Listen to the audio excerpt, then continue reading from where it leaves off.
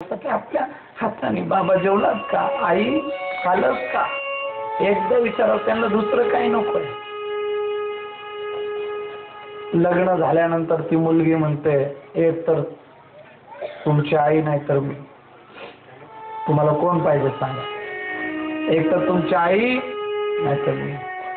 त्यावेळेला माय बाप ते लेकरू आई कशी जातं म्हणतं, आई अगं बोलायचं होतं. आईने ऐकलेलं असतं माय बाप. आई म्हणते काही बोलू नको, मी ऐकलं सगळं. आई बघ ना ग, काही सुचत नाही बघ मला, काय करावं कळत नाही. ती म्हणते एक तर आई राहील नाही तर मी राहील, तुम्हाला कोण पाहिजे ते निवडा. आई म्हणते तू काय चिंता करतो, माझी कशाला काळजी करतो, मी शेतातल्या गोठ्यामध्ये राहील, फक्त मला दिवसातून एकदा तोंड दाखवायला एकदा, मी तुला दुसरं काय म्हणत नाही.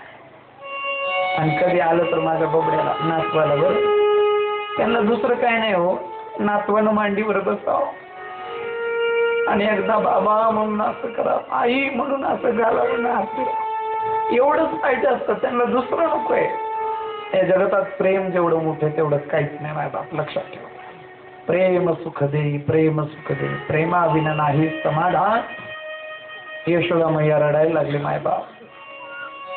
अहो लेकरे तेवढे गुणाचे असतात हो, मायबाप विनाकारण रडत नाही.